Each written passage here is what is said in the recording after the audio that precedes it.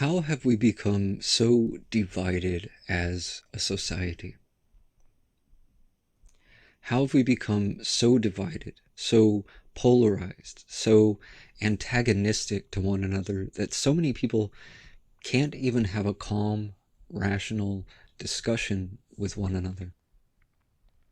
It's gotten so toxic that not only are politicians of different political parties unwilling to work together, but even couples have broken up, friendships have broken up, families have broken up, all because of differences in political affiliation.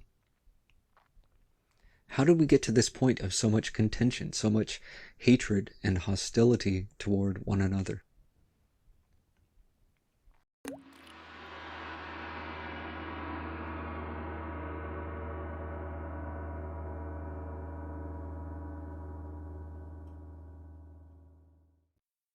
So, before I go into all of this, I should probably make it clear that I am not affiliated with any political party, nor have I ever felt the need to identify myself with any sort of political label. Personally, I'm not so much interested in politics as I am in human psychology and behavior, both at the personal level as well as in the collective.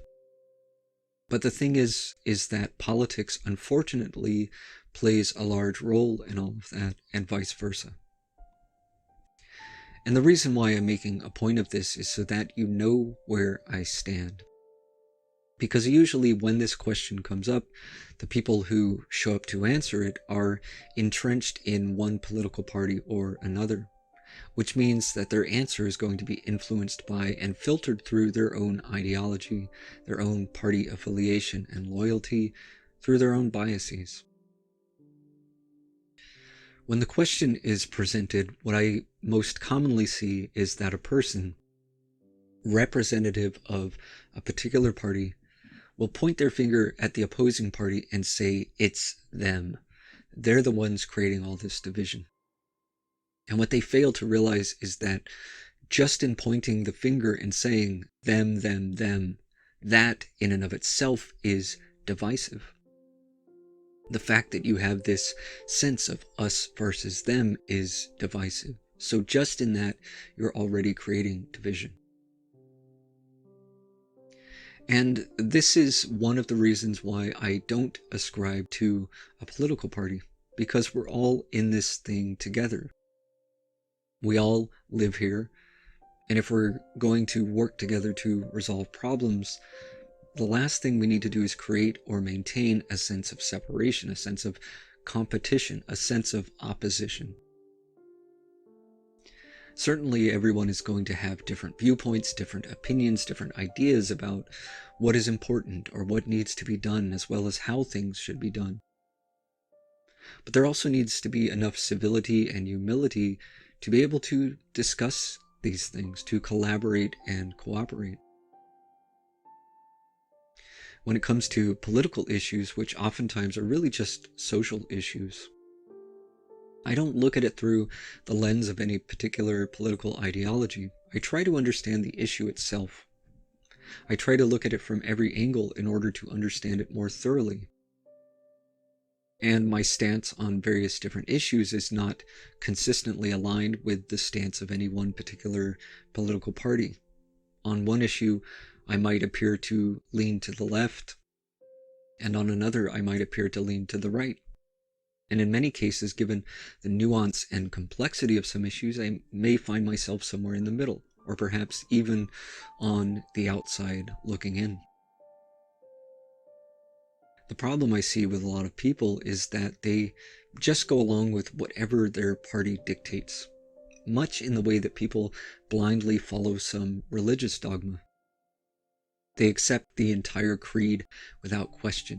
And if you deviate from that creed, if you disagree on just one issue, you could be branded a heretic, or at least you'll probably get some flack.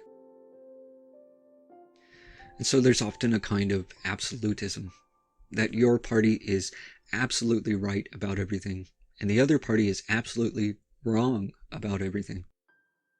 Your party represents all that is good, and the other party represents all that is bad or evil and must be defeated at all costs.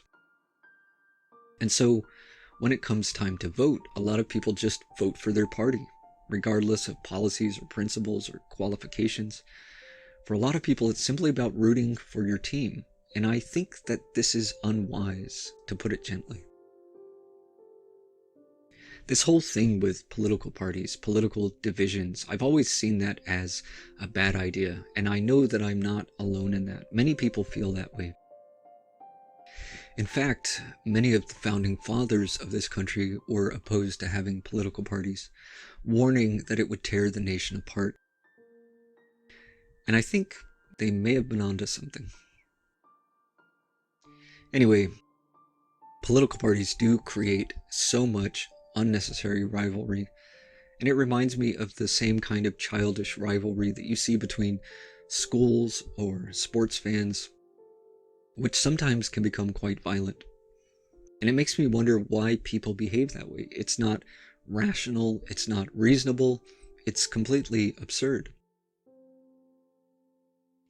But here's something interesting. I read about this experiment where this teacher divided her class into two groups, split the room right down the middle, and assigned each side of the room a color, one side red and one side blue, and had the students wear colored t-shirts to match. And these were elementary school students, by the way. I don't recall their exact age, but children, essentially. And she made sure not to treat the children in either group any differently, not to show them any sort of preference, or to indicate any difference other than the fact that they were in these two different groups. In other words, she went about teaching as usual. But at the end of the semester, she had the children answer a few questions.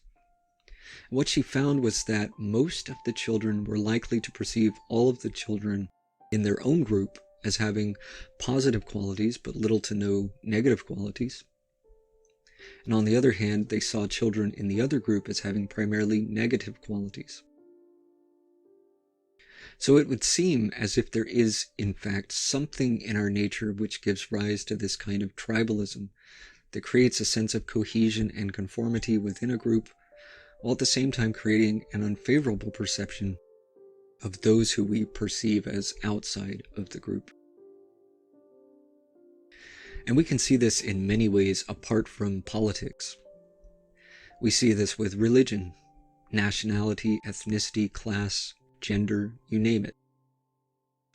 Whenever there's any tendency to group together, to have some shared identity based on ideology or even some trivial physical feature like skin color, there tends to come with that a certain degree of contention toward those outside of the group.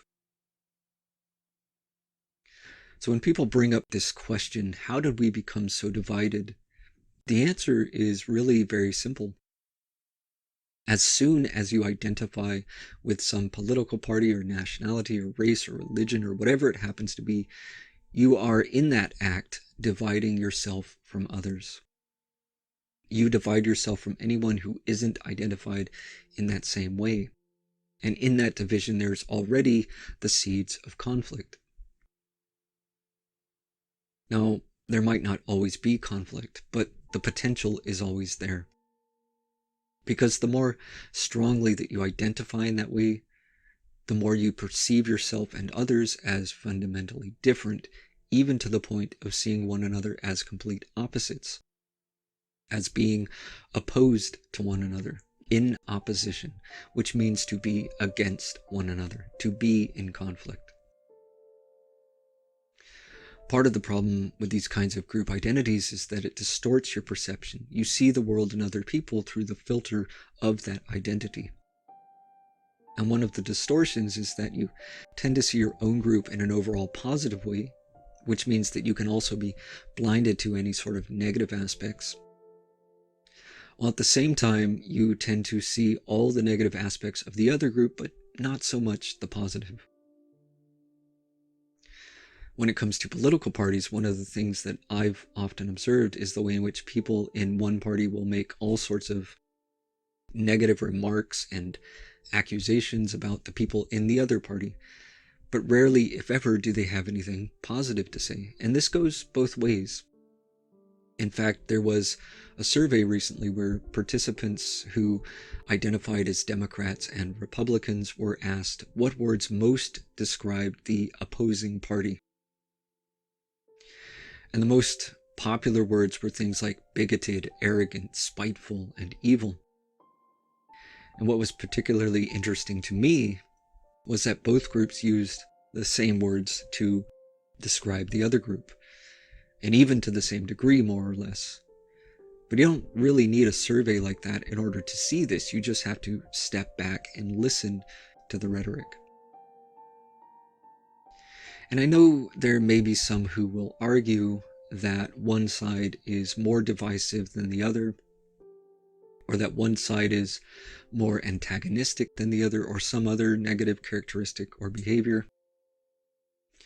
And there might be some validity to that argument, but that can also be a convenient way of deflecting from acknowledging and taking accountability for your own behavior. And just because someone else is behaving poorly, and it's certainly possible that their behavior might be worse, that doesn't excuse your own poor behavior.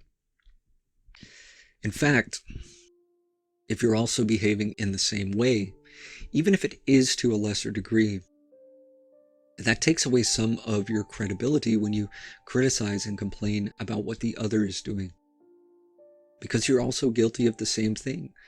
And it makes it all the more easier for the other to use that to excuse and to deflect from their own behavior. But if you're being kind and respectful and welcoming, and the other is being unkind and disrespectful and combative and so on, then it's much more clear who is in the wrong. What I really want to encourage here is more self-reflection. Rather than putting all of our attention on what the other might be doing wrong, what might you be doing wrong? How might your behavior be in need of improvement?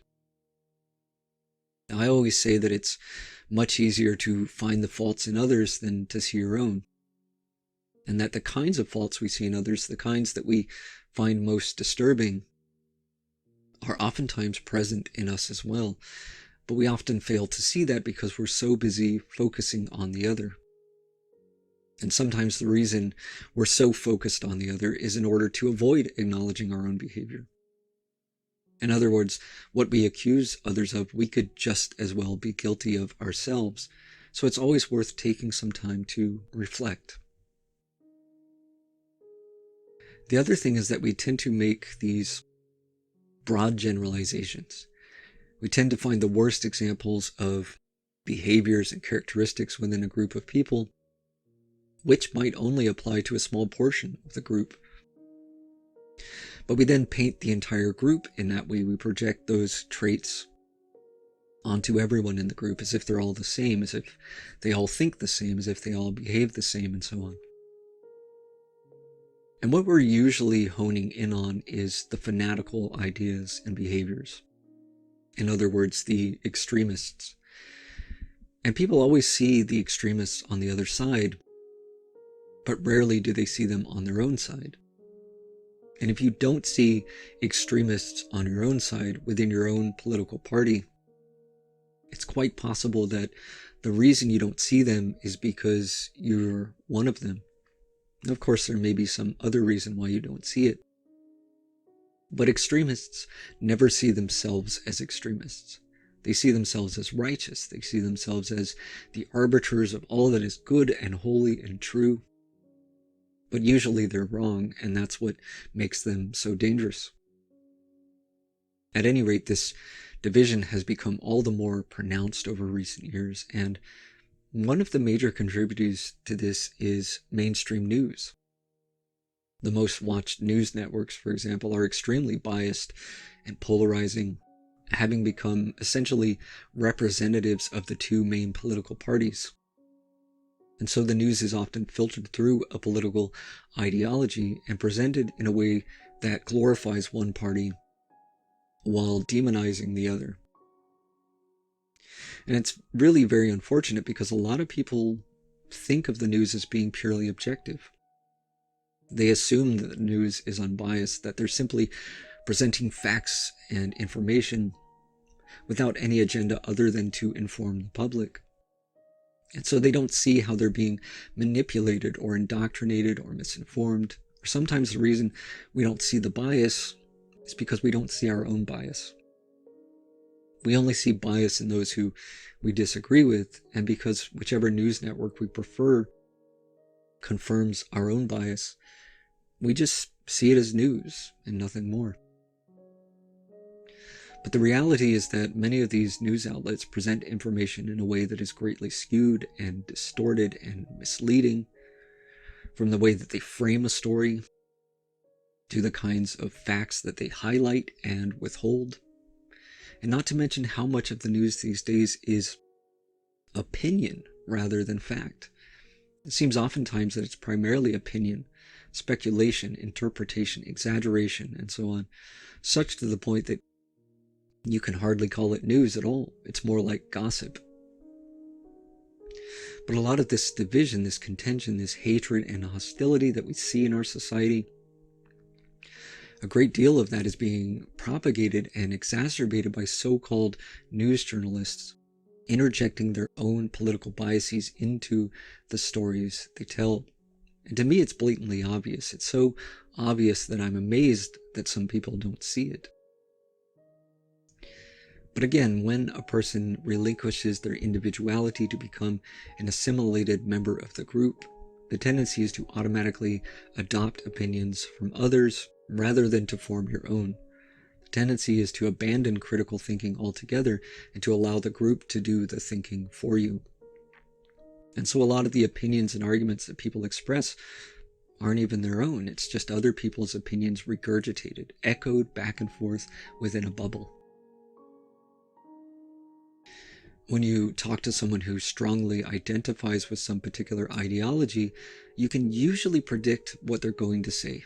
You can usually predict what their stance is on just about any issue. And maybe that's why people don't even talk to one another anymore, because you're not even talking to an individual most of the time. You're talking to a mouthpiece for the group. You're talking to someone who is just a repository of other people's ideas and opinions. And it may be that some of those ideas and arguments are valid, but that's really not the point. The point is that there's a lot of regurgitation of ideas rather than people thinking things through for themselves, investigating and examining these things for themselves and coming to their own conclusions, using their own intelligence, their own reasoning. But in order to do that, there has to be a willingness to go against the grain. And that's a very difficult thing to do when your identity is all wrapped up and invested in the group. Because if you go against anything the group believes, even just disagreeing with one small thing, that could jeopardize your position in the group. It could get you expelled. Or at the very least, you're going to receive a lot of disdain from the other members. It's going to create some tensions between you and the other members of the group. So in order to think for yourself and to form your own ideas and opinions, you have to recognize your own individuality apart from the group. And you have to be willing to honor that.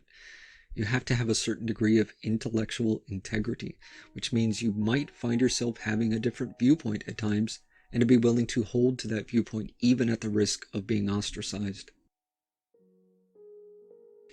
You have to determine for yourself what is most important to you.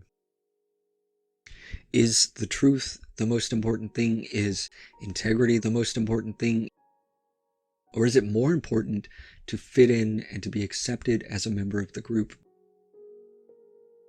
And this all comes back to this need to identify, to base your identity on some kind of belief or ideology, on nationality or ethnicity, on class or skin color, or whatever it happens to be.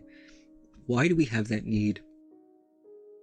Can we at least acknowledge how it creates so much disharmony in the world? Can we acknowledge how dividing ourselves from one another in this way leads to so much conflict?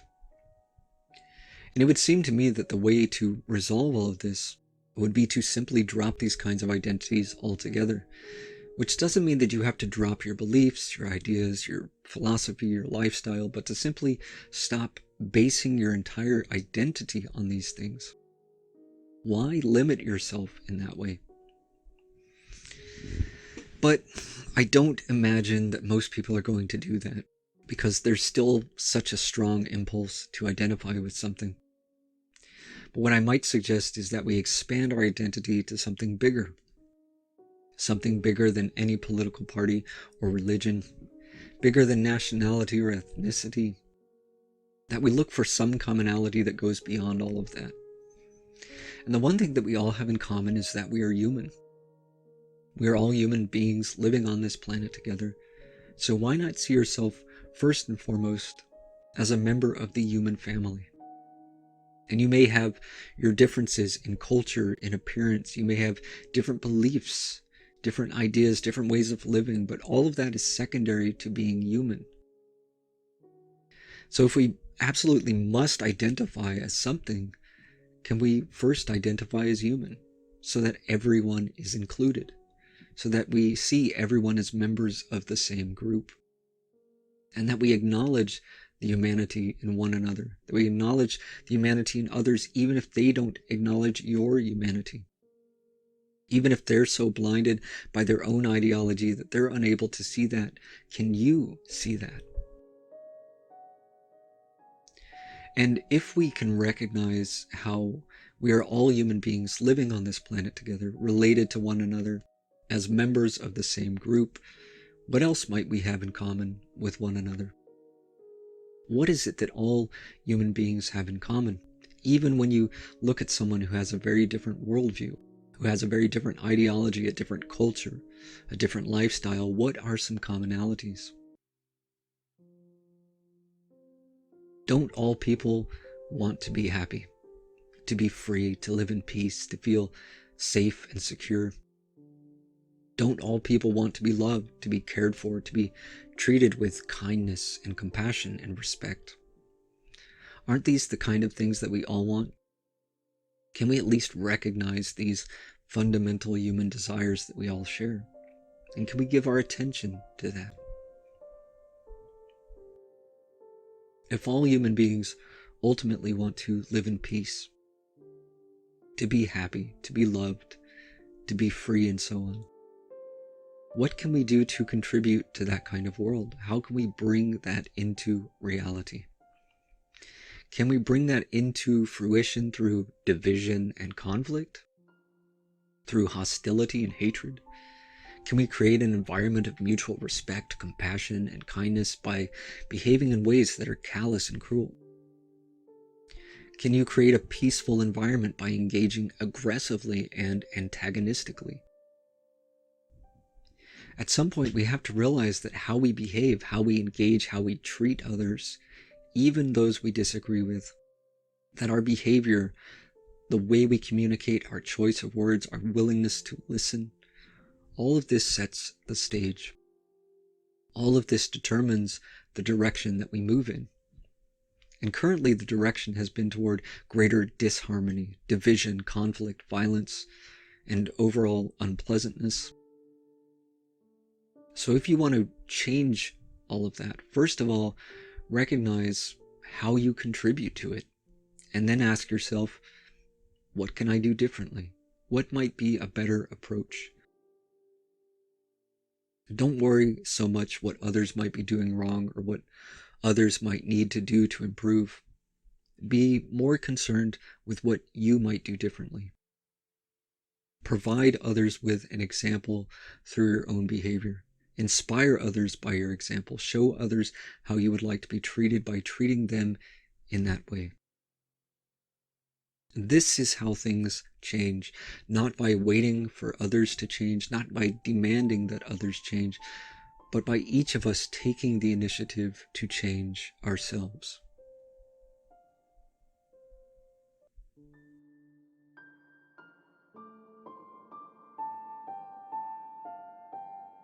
If you find value in this content, be sure to like, share, and subscribe.